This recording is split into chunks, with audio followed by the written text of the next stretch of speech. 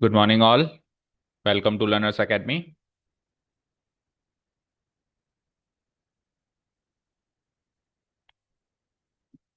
Okay, so after the introductory portion of integration comes the second topic, that is methods of integration. तो and integration के introduction के साथ ही हमने क्या सीखा? पहली चीज, integration is a reverse process of differentiation. दूसरी चीज कि अब तक हम ऐसे फंक्शंस को डायरेक्टली इंटीग्रेट कर सकते हैं जो किसी न किसी के डेरिवेटिव्स होते हैं। फॉर एग्जाम्पल, 10x का डेरिवेटिव होता है सेक स्क्वायर एक्स।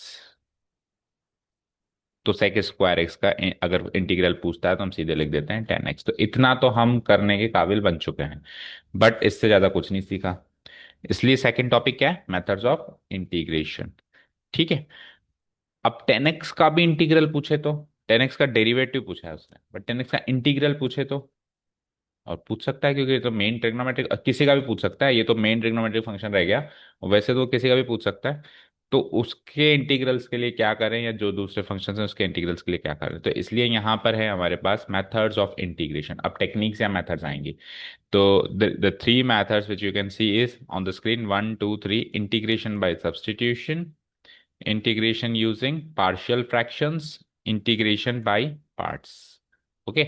अब देखो, integration using partial fractions and integration by parts, ये दोनों जो चीजें हैं, ये तो पर्टिकुलर फंक्शंस के लिए हैं।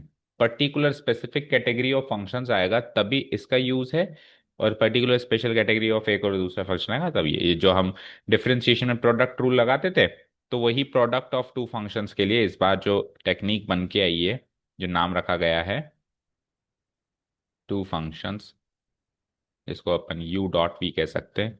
मतलब यू डॉट वी टाइप के फंक्शंस का इंटीग्रेशन करने के लिए हमारे पास ये है इंटीग्रेशन बाय पार्ट्स। कैमरा क्यों नहीं चल रहा? Okay, so what were we talking, कि जिन फंक्शंस का इंटीग्रल्स हम नहीं कर सकते उनके लिए टेक्निक्स है ना।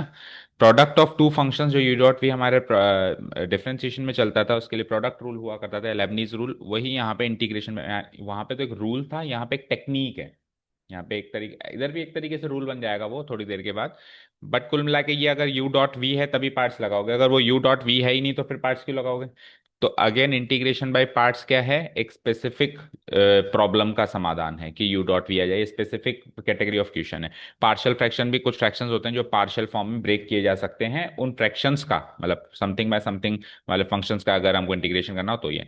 बट जो इंटीग्रेशन बाय सब्स्टिट्यूशन है, this is the most important technique, because this technique will be used in these two cases as well। मतलब मैं कहूंगा 90% ऑफ द क्वेश्चंस इंटीग्रेट होंगे सब्स्टिट्यूशन से। 90%, समझ रहे हो? ये 10% ही काउंट करेंगे ये दोनों चीजें तो। और उल्टा ये दोनों भी इसमें काम होंगे। देखो, पार्शियल फ्रैक्शन में पार्शियल फ्रैक्शन ही काम आएगा, पार्ट्स में पार्शियल, लेकिन सब्स्टिट्यूशन इन दोनों में भी आएगा, सभी में आएगा। यहां से सीख लिया ना, तो कोई ऐसा क्वेश्चन नहीं है टिल द 11th एक्सरसाइज जहां सब्स्टिट्यूशन ना लगे। 90% में ये काम आएगा। तो ये सबसे इंपॉर्टेंट टेक्निक है, जो हमारी सेकेंड एक्सरसाइज का इंट्रोडक्शन भी है, इंटीग्रेशन बाय, यानी सेकेंड एक्सरसाइज में हम बहुत सारे क्वेश्चंस का सब्स्टिट्यूशन से इंटीग्रेशन करेंगे। तो बड़े ध्यान से समझना है इसको। ये समझ लिया, सब समझ लिया, ऐसे मान के चलो। ओके। अब चालू करते हैं हमारा सेकेंड टॉपिक, मतलब सेकेंड एक्सरसाइज का introduction, that is integration by substitution. Substitution का मीनिंग क्या होता है? किसी एक को हटाओ, दूसरे को लगाओ, यही होता है। तो यही उसके नाम के हिसाब से ही उसका काम भी है। अब देखो, प्रॉब्लम आती है तो नए समाधान ढूंढे जाते हैं, राइट? प्रॉब्लम ही नहीं होती तो नए समाधान क्यों? हर हर एक टेक्निक में ऐसा होता है, जैसे सब्स्टिट्यूशन, फिर आगे पार्ट्स, फिर आगे जैसे दो प्रोडक्ट ऑफ टू फंक्शन से उसका क्या करें, तो फिर एक नई टेक्निक बाय पार्ट्स आ गई। फ्रैक्शन का कैसे करें, तो पार्शियल फ्रैक्शन आ गया। तो प्रॉब्लम क्या है? जब तक प्रॉब्लम नहीं है तब तक टेक्निक का कोई रोल नहीं है, और टेक्निक की इंपॉर्टेंस समझ नहीं आती, क्योंकि प्रॉब्लम समझ में आएगी और उसका समाधान के रूप में हम ये टेक्निक पढ़ेंगे, तो इससे हमको एग्जाम में याद रहेगा कि एग्जाम में अगर ये प्रॉब्लम आए तो ये समाधान है।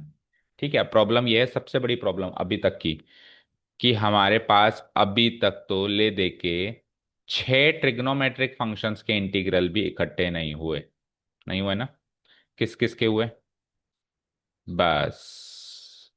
अब इतना तो हर बच्चा समझता होता, पढ़ते पढ़ते पढ़ते ये तो फील हो जाता है कि यार इससे तो पार नहीं पड़ेगी। कम से कम 6 ट्रिग्नोमेट्रिक फंक्शन तो बड़े बेसिक से फंक्शंस हैं, और के मिले ना मिले इन 6 के तो मिलने चाहिए। साइन एक्स का मिल चुका है हमारे पास बाय इंस्पेक्शन कॉस एक्स, और कॉस एक्स का बाय इंस्पेक्शन मिल चुका है हमें, सॉरी, साइन एक्स का माइनस कॉस एक्स मिल चुका है और इंस्पेक्शन से, और कॉस एक्स का साइन एक्स मिल चुका है, that's it. But what about this?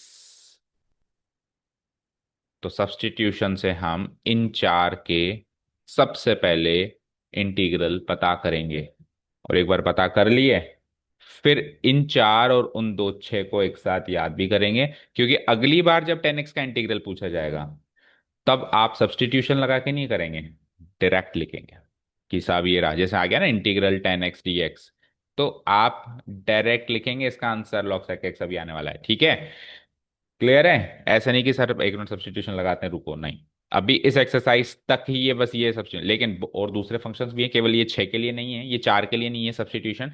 मैंने कहा 90% ऑफ द क्वेश्चंस के लिए, लेकिन हम स्टार्ट इनसे करेंगे क्योंकि सबसे बड़ी प्रॉब्लम ये थी। और शायद किसी ने जब भी स्टार्ट किया होगा तो इन्हीं से स्टार्ट किया होगा, क्योंकि उसने भी ऐसा फील किया होगा कि एटलीस्ट बाकी 4 के इंटीग्रल्स तो निकाले जाएं, फिर टेक्निक डेवलप हो गई तो औरों में भी काम आ गए। ठीक है, स्टार्ट करें। तो सबसे पहले हम स्टार्ट करते हैं integral 10x। Integral 10x, integration by substitution का सबसे पहला part, integral 10x dx equal to what? इस गिवन इंटीग्रल को हम आई मान लेते हैं, आई फॉर इंटीग्रल होता है ना, let the given integral I be this. अब स्टार्ट करने से पहले कुछ बातें सीखो, या फिर उससे पहले ये देखो 10x को क्या लिख सकते हो आप? Sine x by cos x, ये तो कर ही सकते हो। अच्छा, 10x से पहले एक काम करो, कॉट एक्स सीखो, ज्यादा समझ आएगा। फिर 10x पे आ जाएंगे, कोई दिक्कत नहीं है। पहले कॉटेक्स सीखो, ज्यादा अच्छे से समझ आएगा, क्योंकि क्या होगा, 10x में एक माइनस साइन एक्स्ट्रा निकल के आएगा ना, इसमें वो भी नहीं निकल के आएगा, तो ज्यादा क्लियर अंडरस्टैंडिंग हो जाएगी आपकी। तो cos x by sine x लिख दूं उसको मैं? Cos x by sine x dx, ये चाहिए मतलब आपको, वो चाहिए मतलब ये चाहिए। ओके। अब आप यहां पे ऐसे, ऐसा कोई फंक्शन, सब्स्टिट्यूशन का मेन थीम क्या है, ध्यान से सुनना। उस पूरे इंटीग्रैंड में, ये इंटीग्रैंड होता है जिसका हम इंटीग्रल निकाल रहे हैं, इस पूरे इंटीग्रैंड में ऐसा फंक्शन सोचिए या देखिए, छुपा हुआ है कहीं ना कहीं, जिसका डेरिवेटिव भी वहीं मौजूद है। मतलब मेन फंक्शन आइडेंटिफाई करो और उसका डेरिवेटिव भी आइडेंटिफाई करो। ऐसा फंक्शन कहीं ना कहीं छुपा हुआ है जिसका डेरिवेटिव भी वहीं मौजूद है। करो, आइडेंटिफाई हुआ? बताओ क्या हुआ? कोसेक्स मेन फंक्शन या डेरिवेटिव फंक्शन? मेन फंक्शन कोसेक्स, और उसका डेरिवेटिव, उसका डेरिवेटिव साइन एक्स होता है। इंटीग्रल नहीं कह रहा हूं, डेरिवेटिव, पीछे जाओ पीछे। क्या होता है उसका डेरिवेटिव? Minus sine x. बस उसके अलावा कई बार क्या होगा, एक बार ऐसा नजर आएगा, कई बार दो फंक्शन ऐसे नजर आएंगे, कई बार तीन आएंगे, फिर हमको चूज करना पड़ेगा बेस्ट क्या है। तो चलो ये आपने आइडेंटिफाई कर लिया कि cos x मेन फंक्शन मान लें, तो उसका derivative sine x minus sine x होता है। माइनस साइन एडजस्टेबल है, ये हम इंस्पेक्शन से सीख चुके हैं। ये तो हम इंस्पेक्शन सीख ही चुके हैं अभी पीछे, डिवाइडिंग या मल्टीप्लाइंग बोथ साइड में -1 कर दो, हो जाएगा काम। तो ठीक है, एक फंक्शन आपने आइडेंटिफाई किया, क्या और भी कोई ऐसा फंक्शन दिख रहा है जिसका डेरिवेटिव वहीं मौजूद हो? साइन एक्स का कॉस एक्स, भाई दोनों एक दूसरे के होते ही है ना, साइन का ही तो फर्क होता है, बस और तो कुछ नहीं दिख रहा। अब ध्यान से सुनना, आगे थोड़ा सा साइड में जाके कुछ और एक्स्ट्रा चर्चा करते हैं, फिर वापस इनके पास आते हैं। लेट से मैंने कहा एक्स स्क्वायर का डेरिवेटिव करो, एक्स स्क्वायर का। तो आपने लिखा y = 2, y = x स्क्वायर। फिर आपने क्या कहा, differentiating both side with respect to x, तो y becomes dy/dx and x square becomes 2x। यहां तो कोई डाउट नहीं। ये dx यहाँ पे डिवाइड हो रहा है ना? हाँ। तो अगर मैं इसको एक इक्वेशन मान लूं, तो ये इक्वेशन में चीजें इधर उधर चली जाती हैं, तो ये उधर जाके मल्टीप्लाई होगा नहीं होगा? तो मुझे बताओ यहाँ से डी वाई की वैल्यू क्या निकली? 2x dx। अब ध्यान से सुनना, अगर मैंने y इक्वल टू, इसको वापस वहीं पहुंचाते हैं एक बार, y = x² का डेरिवेटिव इस फॉर्म में लिखा है, तब तो मैं डिफरेंशिएशन चैप्टर पर ही बैठा हूं, ऐसे मान के चलो। डिफरेंशिएशन में हम यही करते थे पिछले चैप्टर में। लेकिन अगर मैंने y equal to x square का डेरिवेटिव इस फॉर्म में लिख दिया, dx उधर पहुंचा के, तो मैं डिफरेंशियल इक्वेशंस की बात कर रहा हूँ। किसकी बात कर रहा हूँ? क्योंकि मैंने इक्वेशन माना तभी तो भेजा। अगर मैं इसको इक्वेशन मानता ही नहीं तो एलएचएस से आरएचएस में क्यों भेजता मैं किसी? डिफरेंशियल इक्वेशन की मैं बात कर रहा हूं। अब इस टेक्निक के लिए थोड़ा सा हमको डिफरेंशिएशन चैप्टर से हटके हमारा point of view differential equation पे शिफ्ट करना पड़ेगा। तो अगर मैं आपसे एक्स स्क्वायर का डेरिवेटिव पूछूं तो आप 2x ना कह के 2x dx कहेंगे। मुझे क्लियर है? वन मोर थिंग, अगर मैं उसको इस फॉर्मेट में लिखना चाहता हूं तो इससे पहले स्टेप आती है differentiating both sides with respect to x. But अगर मैं इस फॉर्मेट में लिखना ही नहीं चाहता हूं, मैं इस फॉर्मेट में लिखना चाहता हूं, तो इससे पहले स्टेप आएगी differentiating both sides with respect to x नहीं आएगा। क्यों? क्योंकि y हो गया y के रेस्पेक्ट में डिफरेंशिएट dy, y के रेस्पेक्ट में हो गया, और एक्स स्क्वायर x के रेस्पेक्ट में हो गया 2x, और फिर x का भी डेरिवेटिव किया dx। भाई एक्स स्क्वायर का 2x, चेन रूल से x का भी किया dx, और उधर अकेला y था तो y से dy का किया। तो यहाँ पे दोनों अपने अपने रेस्पेक्ट में हुए, ये अपने रेस्पेक्ट में, ये अपने रेस्पेक्ट में। विथ रेस्पेक्ट टू एक्स नहीं लिख सकते हम, केवल क्या लिखेंगे? Differentiating both sides. अब वो अंडरस्टूड होता है, डिफरेंशिएटिंग बोथ साइड्स लिख के अगर छोड़ दिया गया है तो differentiating both sides with respect to their respective variables चल रहा है। वो अपने पे चल रहा है, वो अपने पे चल रहा है, तो इतना लंबा लिखने की जरूरत नहीं होती कि with respect to their respective variables.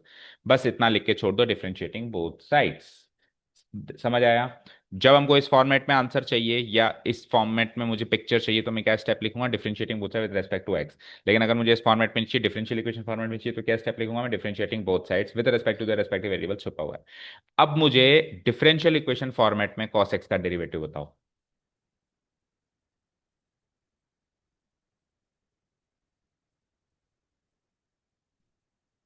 D cos x नहीं, क्यों?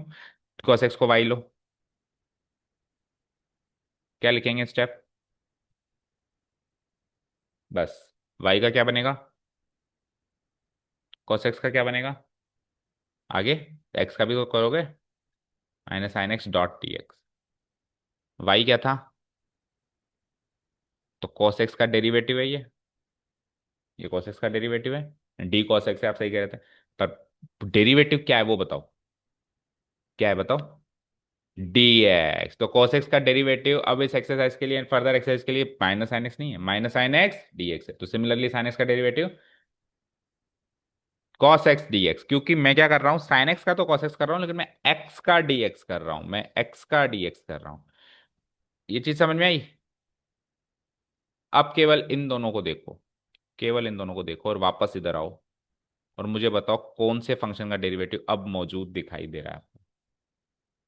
मेन फंक्शन, पहले दो ऑप्शंस थे ना, और लगा देता हूं मैं। क्या इन दोनों में से फिल्टर हो गए कि एक ही बचा है क्या? मुझे बताओ मेन फंक्शन क्या और डेरिवेटिव फंक्शन क्या?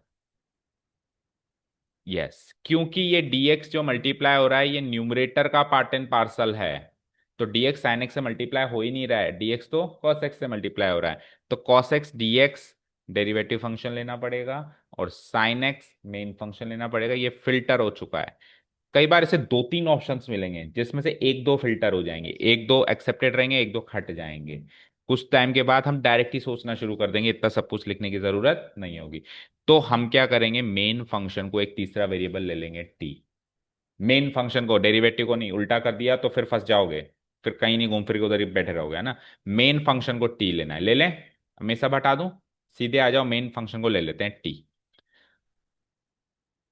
Late sine x be t, like this, है ना। और फिर मेन फंक्शन को टी लेके उसको डिफरेंशिएट करना स्टार्ट करेंगे। अब देखो चैप्टर चल रहा है इंटीग्रेशन, लेकिन कर रहे हैं डिफरेंशिएशन, तो अब डिफरेंशिएशन इंटीग्रेशन साथ में चलेंगे इस एक्सरसाइज से, है ना। तो ज्यादा कंफ्यूजन होगा, क्योंकि ट्रिग्नोमेट्रिक फंक्शन के जैसे साइन एक्स का डेरिवेटिव cos x है, लेकिन साइन एक्स का इंटीग्रल माइनस cos x है। तो कहाँ डिफरेंशिएशन करना, कहाँ इंटीग्रेशन, दोनों याद रखना पड़ेगा। हम्म। क्या कहा मैंने? तीसरा वेरिएबल ले लूं मैं उसको, साइन एक्स को t. Let sine x be t. अब इसको डिफरेंशिएटिंग बोथ साइड्स करो with respect to their respective variables. With respect to x मत करो, विथ रेस्पेक्ट टू देयर, मैंने डिफरेंशियल इक्वेशन फॉर्मेट में करो। सो व्हेन वी, एक लाइन लिख देंगे, नाउ डिफरेंशिएटिंग बोथ साइड्स, बस इतना लिख के छोड़ देंगे। Differentiating differentiating both sides, that's it, we get, बताओ साइन एक्स का डेरिवेटिव, साइन एक्स का derivative cos x d x, sine x का cos एक्स, और इसका एक्स का डी एक्स, और टी का डी टी, तो मैं डी टी इधर लिखता हूं, we get d t equal to, या फिर ऐसे भी लिख सकते हो जैसे चल रहा है, कोई फर्क नहीं पड़ता, cos x dot d x equal to t का डी टी, यहां तक कोई डाउट? तो वहां पे मैं cos एक्स डी एक्स को डी टी से सब्सटीट्यूट कर सकता हूं, यही चल रहा है method of substitution. Now using substitution, using the method of substitution,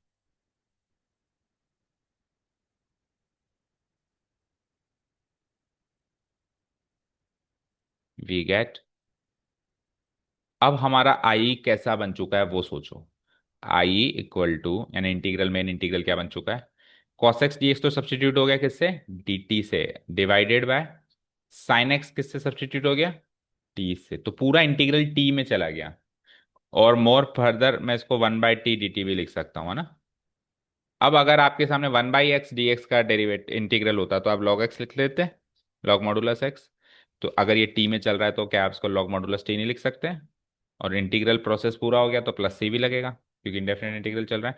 अब टी तो मेरी मनगढ़ंत कहानी थी, वापस डी सब्सटीट्यूशन भी चलाना पड़ेगा।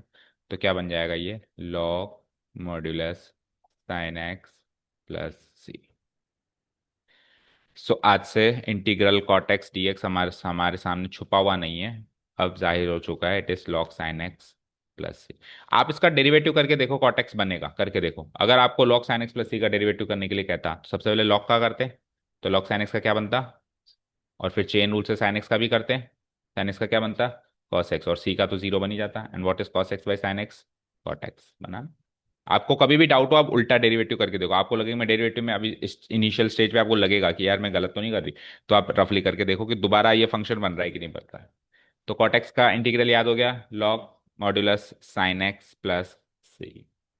तो ये थीम है कि जहां पे एक फंक्शन और उसी का डेरिवेटिव मौजूद दिखाई दे, तो उसको सब्सटीट्यूट करके दोनों को खत्म करके एक सिंगल फंक्शन में कन्वर्ट कर दिया जाए, चाहे दूसरे वेरिएबल में हो। अभी टी के बाद अगर जरूरत पड़ेगी तो यू और वी भी लेंगे, वापस डी सब्सटीट्यूशन कर दिया जाए। ठीक है। अब बताओ जरा, अगर मैं कॉटेक्स की जगह 10x करूं, आपको ये नोट्स में लिखना है, ये सारे चार फंक्शंस के, चार बचे हुए ट्रिग्नोमेट्रिक फंक्शंस के इंटीग्रल्स का प्रोसेस पूरा लिखना है। और प्रोसेस लिखने के बाद फिर इन चार के डायरेक्ट डेरिवेटिव्स आपको उस लिस्ट में ऐड ऑन करना है, पीछे वाली लिस्ट में। ठीक है, क्लियर? हाँ, अब अगर मैंने कॉटेक्स की जगह कर दिया 10x, तो बताओ क्या क्या चेंजेस होंगे। पहली बात तो उसकी डेफिनेशन में चेंज हो जाएगा, sign x by cos x, ऊपर साइन नीचे कॉस। अब सोचो कौन सा ऐसा फंक्शन दिख रहा है जिसका डेरिवेटिव वहीं मौजूद दिख रहा है आपको, नहीं दिख रहा मुझे, अभी भी आप नहीं समझे। साइन एक्स का डेरिवेटिव क्या होता है, फिर से बोलो। कॉस एक्स डी एक्स दिख रहा है आपको कहीं? ये डी एक्स कॉस एक्स से मल्टीप्लाई होता हुआ दिख रहा है? तो फिर cos x का डेरिवेटिव दिख रहा है, माइनस साइन एडजस्टेबल है, कांस्टेंट 2 3 4 -2 √2 ये सब एडजस्टेबल है ना। तो cos x का डेरिवेटिव क्या दिख रहा है आपको, माइनस साइन एक्स, और dx लग जाएगा उसके आगे। तो मैं अब की बार साइन एक्स को डेरिवेटिव नहीं लूंगा, किस साइन एक्स को मेन फंक्शन नहीं लूंगा सब्सटीट्यूशन के लिए, cos x को लूंगा। Let cos x be t, differentiating both sides. अब cos x का डेरिवेटिव क्या होगा, minus sine x d x होगा। अब मेरे पास तो लेकिन सर वहां पे साइन एक्स डी एक्स है, आपको मिला है माइनस, कोई बात नहीं, माइनस साइन तो एडजस्टेबल है। तो नेक्स्ट स्टेप में यहाँ पे स्पेस नहीं है, इंप्लाइज लगा के आप लिख देंगे साइन एक्स डी एक्स की वैल्यू बन जाती है माइनस डी टी। तो माइनस या कोई भी कांस्टेंट निकल के आया तो उससे घबराना नहीं है ना। साइन एक्स डी एक्स को माइनस, आप यूजिंग मेथड ऑफ सब्स्टिट्यूशन, ये क्या बन जाएगा, देखो साइन एक्स डी एक्स की जगह तो लिख दूंगा मैं माइनस डी टी, और माइनस डी टी में से भी माइनस को बाहर निकालो, कांस्टेंट है, के बाहर आ जाता है ना इंटीग्रल से, और कॉस एक्स को टी लिया ही था तो minus d t by T हो गया। तो ये एक तरीके से minus integral one by T D T हो गया, तो ये माइनस लॉग टी हो गया। माइनस लॉग टी हो गया तो जब डी सब्स्टिट्यूशन प्रोसेस शुरू किया तो ये क्या बन गया, कॉस एक्स। तो वैसे तो आपको लगा होगा कि आंसर मिल चुका है, बट अभी और ये सॉल्वेबल है। माइनस साइन को अंदर लेके जाओ, तो अंदर जाए लेके जाएंगे तो क्या बनेगा वो सोचो, लॉग के रूल्स भूल गए?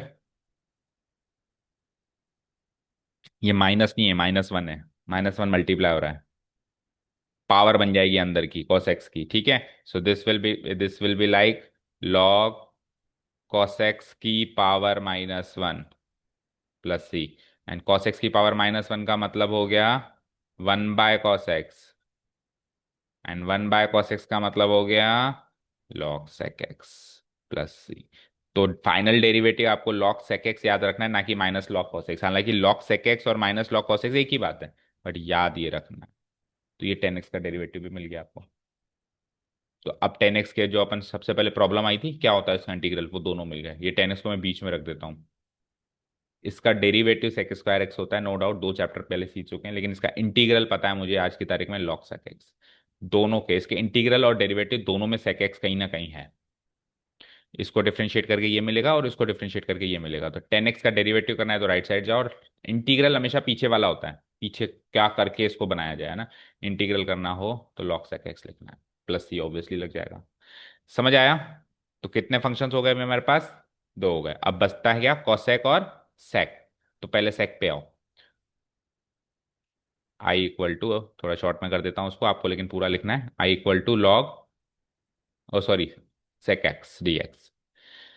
अब अगर जैसे साइन टेन और कॉट को आपने sine x by cos x या cos x by sine x लिख दिया, तो ऑटोमेटिक ऐसा फंक्शन वहां पे दिखाई देने लग गया जिसका डेरिवेटिव वही मौजूद है, सब्स्टिट्यूशन लग गया। लेकिन अगर मैं सेक एक्स को 1/cos x लिख भी दूं, तो cos x का डेरिवेटिव ना तो 1 होता है ना 1 का डेरिवेटिव cos x होता है। तो जरूरी नहीं है कि वो डेरिवेटिव उसका फंक्शन साफ साफ दिखाई दे। कई बार इनडायरेक्टली दिखाई देगा और कई बार तो दिखाई नहीं देगा, जैसे इसमें तो दिखाई नहीं दे रहा। तो आपको क्रिएट करना पड़ेगा, आपको पैदा करना पड़ेगा ऐसा फंक्शन वहां पे, उसको मल्टीप्लाई डिवाइड कुछ भी करके, कुछ भी यूज करके आपको ऐसा बनाना पड़ेगा इसको कि वो और उसका डेरिवेटिव साथ साथ दिखाई दें। जब तक ये नहीं कर पाओगे तब तक कुछ नहीं हो सकता। सब्स्टिट्यूशन की मेन थीम ही यही है, function and it's derivative should be seen together in the integrand. ठीक है, क्लियर? तो देखो, अगर मैं इसको एक फंक्शन से, एक वैल्यू से ऊपर नीचे मल्टीप्लाई कर दूं, सेक एक्स को किससे मल्टीप्लाई कर रहा हूं मैं, सेक एक्स प्लस 10x। अब ऊपर मल्टीप्लाई किया तो नीचे भी कराऊंगा। अब ये क्यों किया, ये धीरे धीरे समझोगे। वो पैदा करने के लिए किया मैंने बताया ना, वो फंक्शन उसका डेरिवेटिव और मल्टीप्लाइड बाई डी एक्स तो है ही। तो ऊपर नीचे सेम चीज से मल्टीप्लाई डिवाइड कर सकते हैं ना, तो मैथमेटिकली करेक्ट किया मैंने। अब आप मल्टीप्लाई कराओ। So sec x into sec x, sec square x, और sec x into 10x, sec x 10x, और नीचे जो है सो है सेक एक्स प्लस 10x, और इंटू dx। अब आप नीचे एक फंक्शन है सेक एक्स प्लस 10x, उसका डेरिवेटिव सोचो क्या होता है। सेक एक्स का डेरिवेटिव क्या होता है, ये मिल गया देखो। और 10x का क्या होता है, ये मिल गया देखो। तो इस पूरे का डेरिवेटिव ऊपर मौजूद है या नहीं है, बीच में प्लस साइन है, इसमें बीच में प्लस साइन है। तो ये मैंने पैदा किया है, ऐसे बनाना पड़ेगा। तो आप सोचो इस ये टेक्निक सीखना कितना इंपॉर्टेंट है, नहीं तो चैप्टर ही सारा ऊपर से जाएगा। ठीक है, सो अब ले लूं मैं इसको टी। तो let let sec x plus 10x, नीचे वाला पूरा sec x plus 10x b t। Now differentiating both sides we get with respect to the respective variables होगा। तो sec x का डेरिवेटिव जैसा कि अभी आपने कहा sec x 10x होता है, sec x 10x होता है। अच्छा, इसमें भी dx लगेगा क्योंकि इसमें भी x है और इसमें, तो मैं कॉमन ले लूंगा dx, है ना।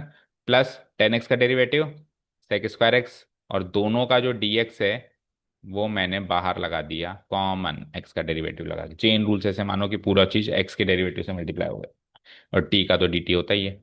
तो अब देखो सेक, इसको भी ब्रैकेट लगा दो, sec square x plus sec x 10x into d x, ये वाली चीज एज इट इज यहाँ पे हमको दिखाई दे गई। Using substitution I becomes integral D t by T, जो वो बनता है हमेशा।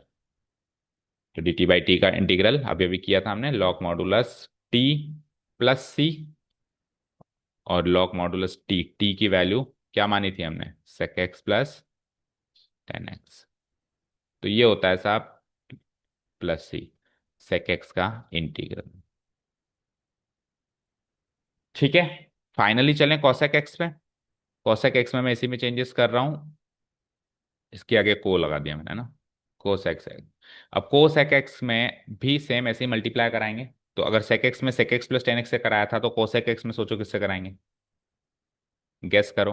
cosec x, बीच में साइन क्या, इससे बीच में साइन, ये sec x tan x नहीं है, ये sec x plus tan x है, तो उसमें बीच में साइन क्या, माइनस, यस, क्योंकि सी वाला फंक्शन है ना, तो कोसेक एक्स और कॉट एक्स से कराएंगे, लेकिन बीच में साइन भी क्या रहेगा, माइनस रहेगा, कोसेक एक्स कॉट एक्स, ऊपर भी उसी से ही एंड नीचे भी उसी से ही, कोसेक एक्स कॉट एक्स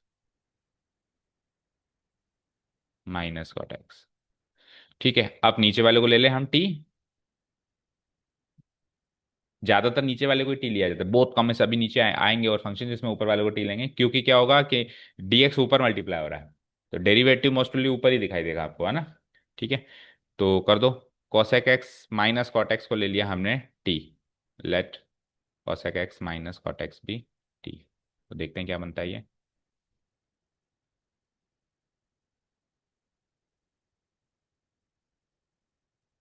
तो बताओ cosec एक्स का डेरिवेटिव क्या होता है, minus cosec x cot x dot cot x, फिर ये माइनस है, तो मैं भी लगा दूं माइनस, यहाँ लगा दूं, और कॉट एक्स का क्या होता है, तो एक माइनस तो ऑलरेडी है, तो एक प्लस हो जाएगा, cot square x, done.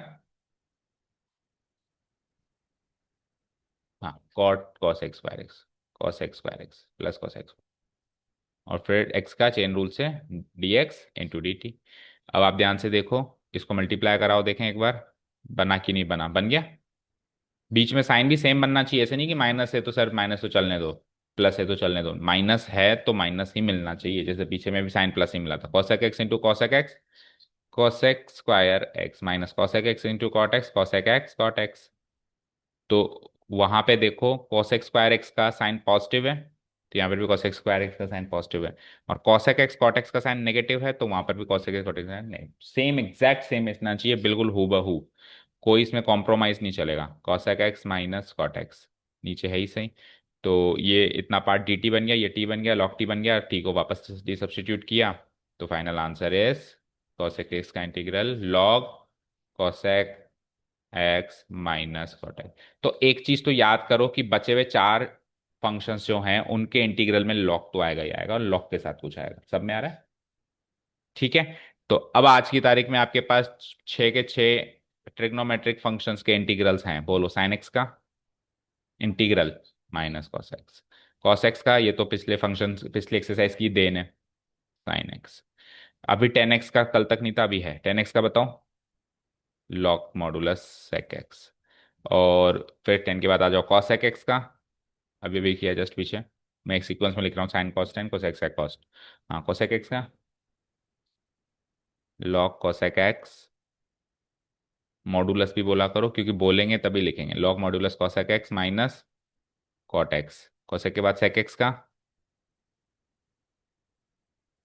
Log modulus sec x plus tan x, और सेक एक्स के बाद फिर फाइनली कॉट एक्स का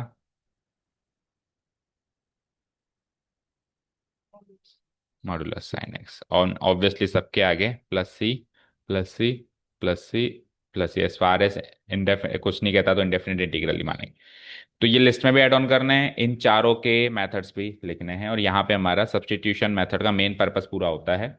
अब सब्स्टिट्यूशन जो डिफरेंट दूसरे फंक्शन है उसमें हम इसको अप्लाई कर सकते हैं, और कुछ भी नहीं है इसके इंट्रोडक्शन में, मेन टेक्निक है, क्योंकि ये कोई कॉन्सेप्ट नहीं है, ये टेक्निक है, टेक्निक सिखाई जा सकती है, कॉन्सेप्ट के नोट्स होते हैं, तो यही इसके नोट्स हैं कि हमने पहले मोटी मोटी बात करी, उसके बाद फिर उठाया और इनके लिखना शुरू कर दी।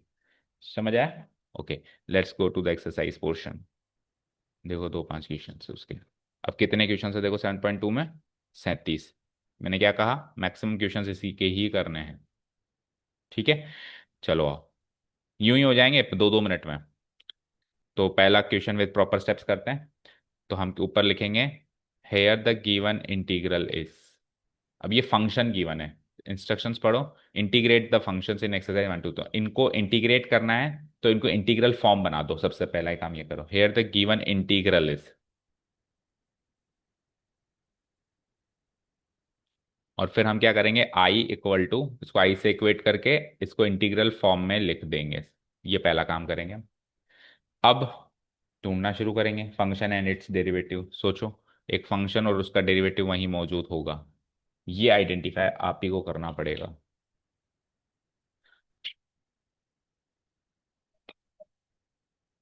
डेरिवेटिव 2x, और एक्स स्क्वायर का भी तो 2x होता है। अगर 1 + x² ना लें, केवल केवल एक्स स्क्वायर ले लें तो भी 2।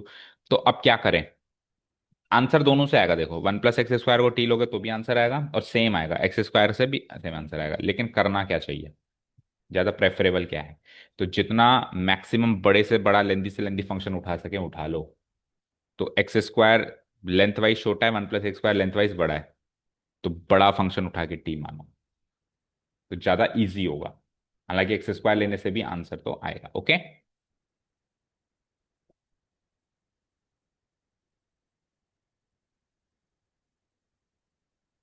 ओके, सो क्या लिखेंगे हम, लेट,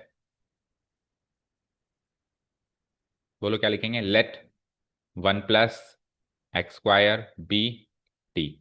नेक्स्ट स्टेप बोलो। Now differentiating both sides,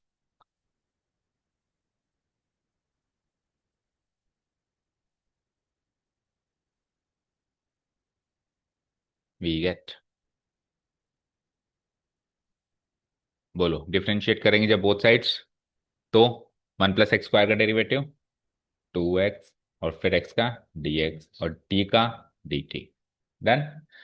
now using the method of substitution we have, ये सारे स्टेप्स सारे क्वेश्चंस में आएंगे।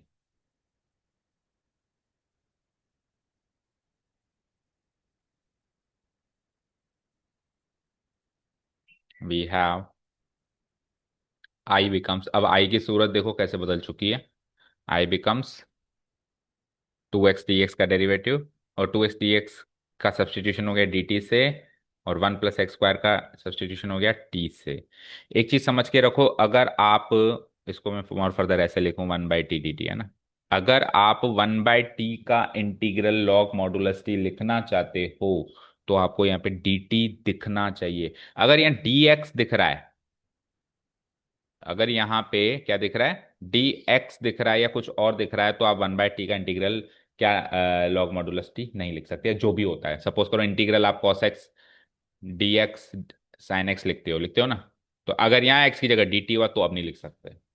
जो वेरिएबल यहाँ पे यूज हो रहा है, जिसको इंटीग्रल इंटीग्रेट कर रहे हैं using different different rules, polynomial rule, जो भी रूल से हम इंटीग्रेट कर रहे हैं, वो तभी कर सकते हैं जब आगे भी dt dx लिखा हुआ हो। ठीक है। तो अब अगर फंक्शन टी में चला गया तो आगे dt भी मिल गया, तो 1/t dt क्या बनेगा, लॉग मॉड्यूलस टी प्लस सी। अगेन डी सब्स्टिट्यूशन प्रोसेस करो, 1 + x² प्लस सी, मैच करो आंसर।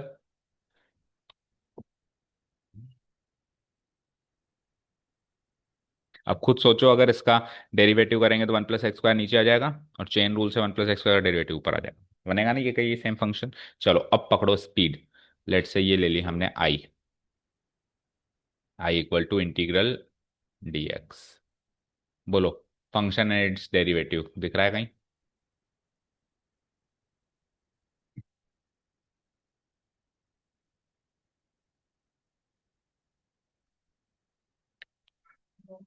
log x, या log x का होल स्क्वायर, log x, क्योंकि log x के होल स्क्वायर में 2 log x भी बनेगा डेरिवेटिव, 2 log x कहीं नजर नहीं आ रहा।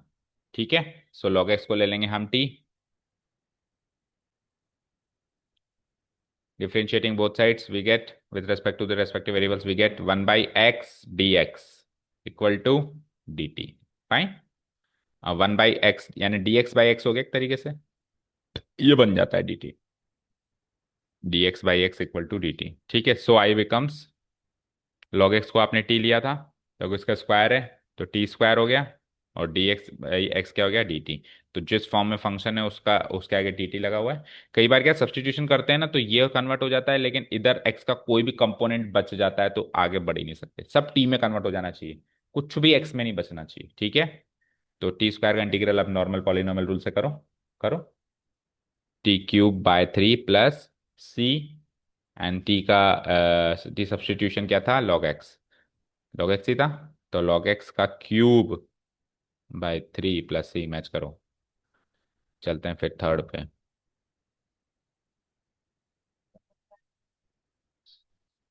एक ही बात है ना, 1/3 बाहर निकाल दूं। चलें। हम्म।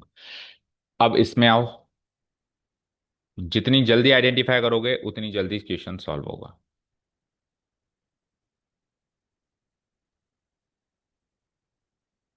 ये एक स्किल है जो सीखनी पड़ेगी आगे एक्सरसाइज में और अगले चैप्टर्स में पढ़ने के लिए। आइडेंटिफाई करने वाले इंटीग्रल डीएक्स, जरूरी नहीं है डीएक्स यहाँ लिखो, आप डीएक्स ऊपर भी लिख सकते, ऐसे भी देख सकते हैं, क्योंकि 1 × डीएक्स ही होता है। सोचो।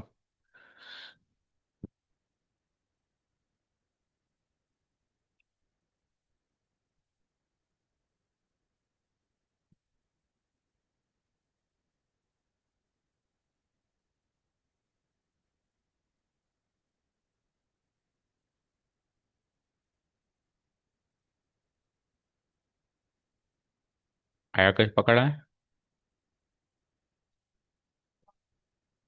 log x की पावर x का डेरिवेटिव ये होता है, पक्का?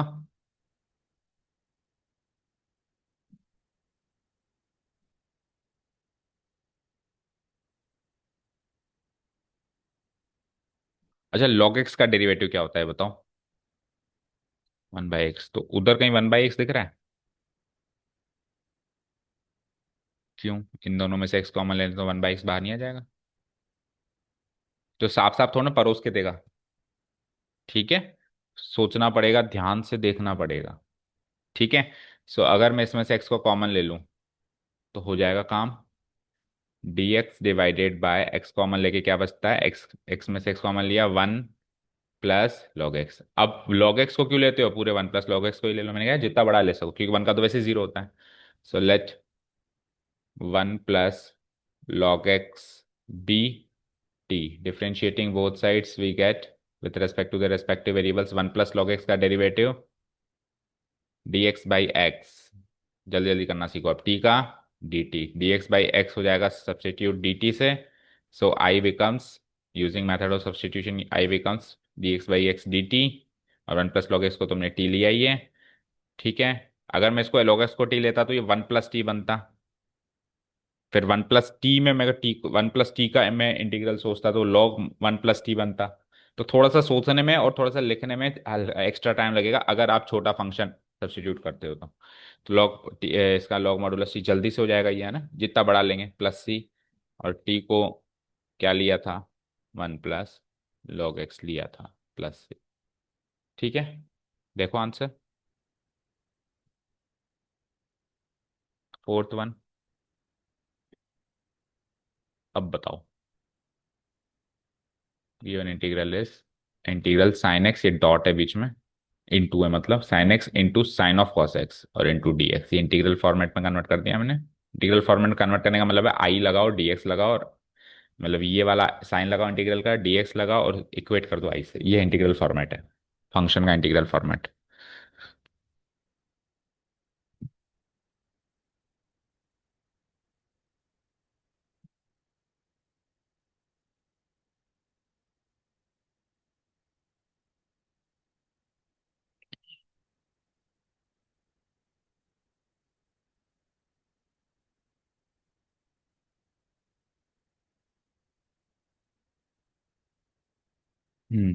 आया पकड़ में?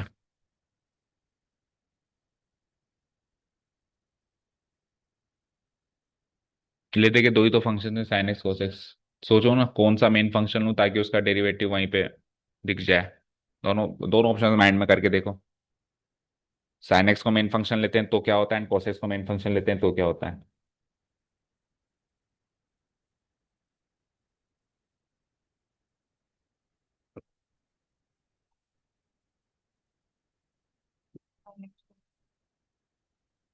साइन एक्स को मेन फंक्शन ले ले। अब अगर मैंने साइन एक्स को मेन फंक्शन ले लिया, साइन एक्स को टी ले लिया मतलब, है ना, तो साइन एक्स का डेरिवेटिव क्या होता है, cos x dx। अभी उस वाले फॉर्म में आए नहीं हो आप। dx बोलना सीखो। और टी का dt। अब cos x dx दिख रहा है आपको वहां पे? तो वो cos x dx थोड़ी ना है। अगर मैंने कहा साइन, सपोज करो मैंने कहा sine 30 degree multiplied by, sine 30 degree multiplied by 3, तो ये 30 डिग्री थोड़ा ना 3 से मल्टीप्लाई हो रहा है। तो ये cos x भी तो साइन का इनपुट है। तो ये थोड़ा मल्टीप्लाई हो रहा है, अगर हो रहा है तो ये पूरा हो रहा है। अकेला cos x तो नहीं हो रहा, तो cos x dx तो नहीं दिखा मुझे। नहीं दिखा ना? तो फिर सेकेंड ऑप्शन cos x, तो cos x का derivative minus sine x d x, तो minus sine x d x दिख जाएगा ना। देखो ये dx जो है, या तो इससे मल्टीप्लाई हो रहा है या इससे मल्टीप्लाई हो रहा है। बस, और तो किससे मल्टीप्लाई कर सकते हो आप? तीन ही तो चीजें हैं वहां पे। एक, दो, तीन। तो ये या तो होगा तो इस पूरे से होगा, या फिर इससे होगा। अकेले cos x से मल्टीप्लाई होगा ही नहीं ना। तो अगर आप cos x को t ले लो तो dx इंटू साइन एक्स बन के dt बन सकता है ना। ठीक है। तो ये कंफ्यूजन होता है जब, अब तक क्या हो रहा था, एक नीचे आ रहा था एक ऊपर आ रहा था, सोचना आसान था ऊपर वाले से मल्टीप्लाई, अब दोनों ही ऊपर है तो दोनों से ही हो सकता है। तो आपको चूज करना है फिर करेक्ट ऑप्शन। सो क्या करेंगे हम, let cos x be t। तो cos x का derivative with differentiating both side with respect to their respective variables, cos x का डेरिवेटिव बन जाता है minus sine x d x equal to d t. But वहां पे हमारे पास साइन एक्स डी एक्स है, minus sine x d x नहीं है। तो मैं इसको थोड़ा सा और सब्सटीट्यूट कर देता हूँ। साइन एक्स डी एक्स की वैल्यू माइनस डी टी।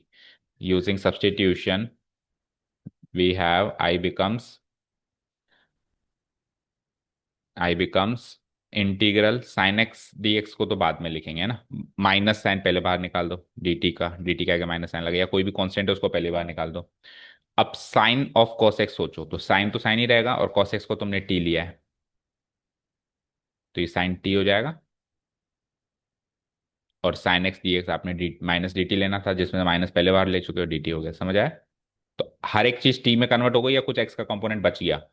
क्योंकि कई बार जैसा अभी तो मैं करवा रहा हूँ, जब आप करोगे ना तो कई बार आपसे पता है क्या होगा, आप कन्वर्ट करोगे कुछ एक्स का कंपोनेंट बच जाएगा।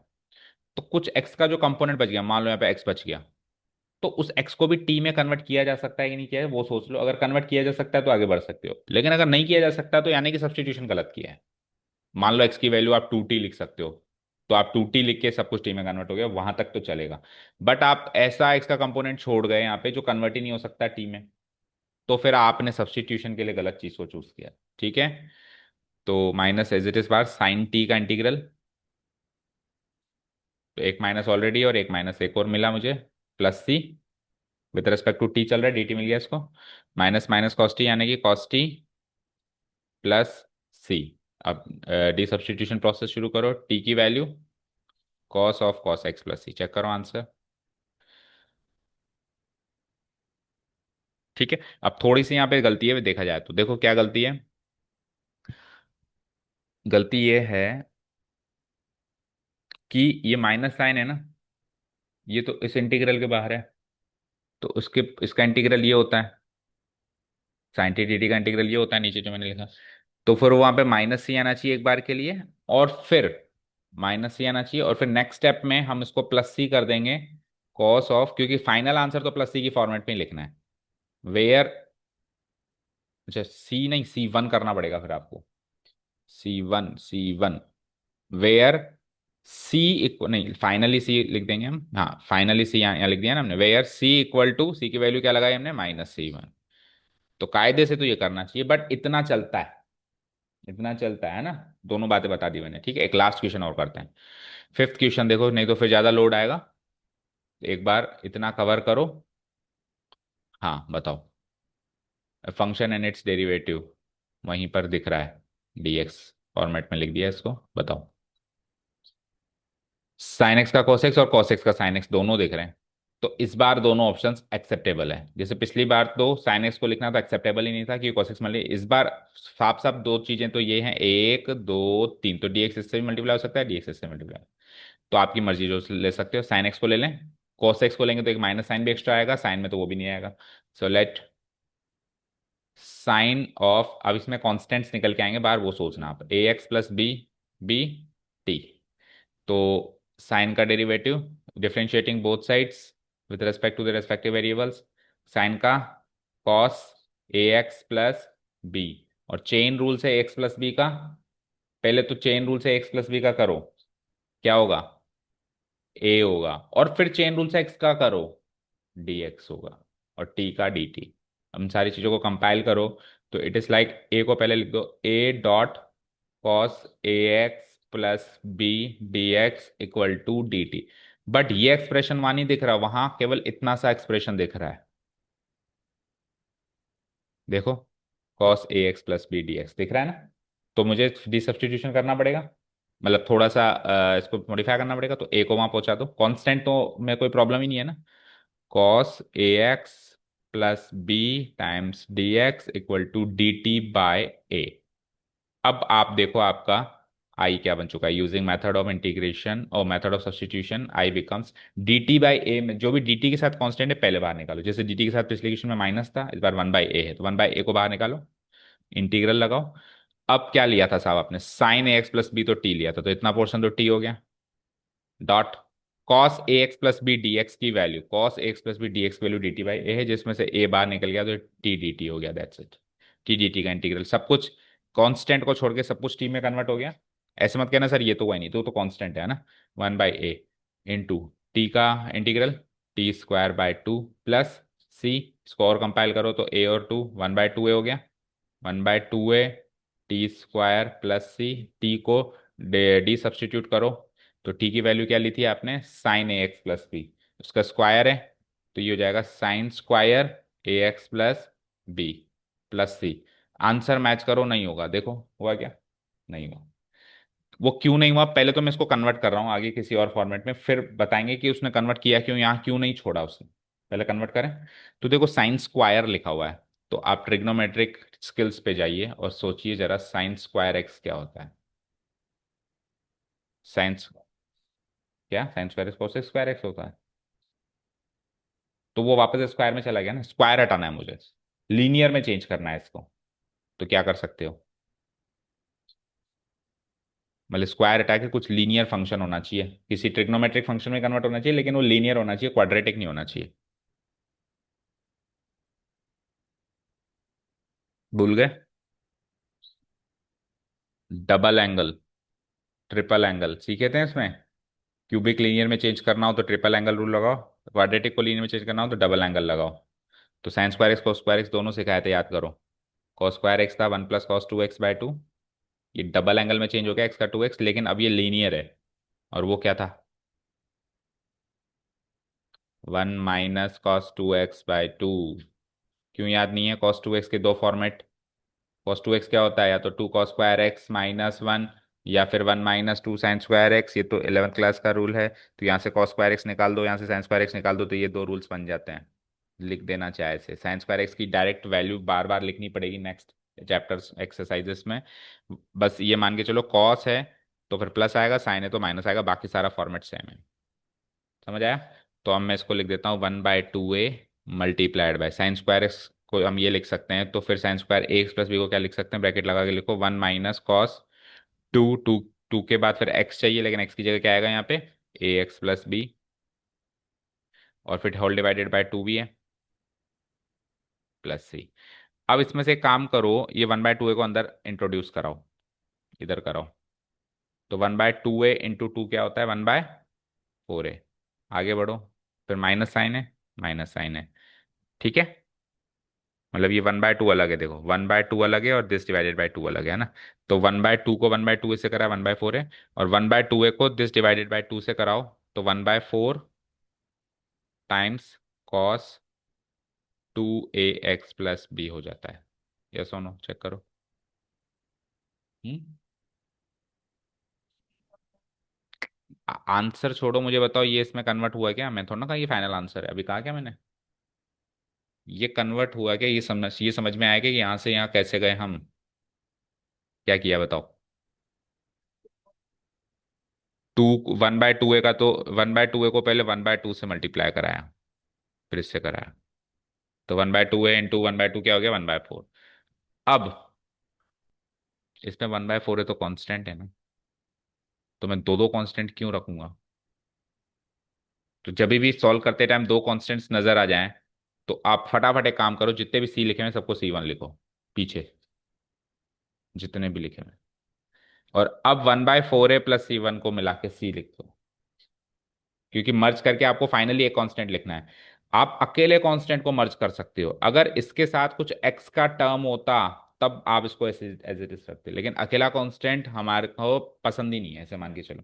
सो ये क्या बचेगा, वेरिएबल टर्म क्या बचेगी, -1/4 लिख दो, या ऐसे लिख दो cos 2ax plus b divided by 4, plus C लिख दो एक बार के लिए।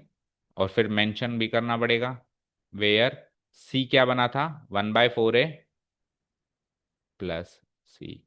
अब देखो आंसर, मैच करो।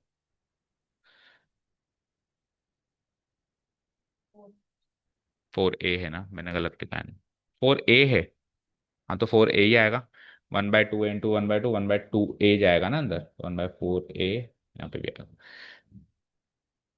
ठीक है, समझ आया, क्लियर है।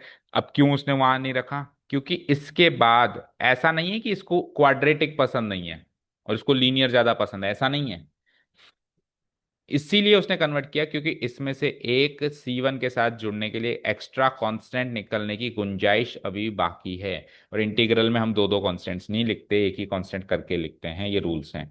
इसीलिए क्वाड्रेटिक को लीनियर में कन्वर्ट करा गया। अगर यहाँ से गुंजाइश बाकी नहीं होती तो उसको यहीं पे छोड़ा जा सकता था। क्लियर है, समझ गए।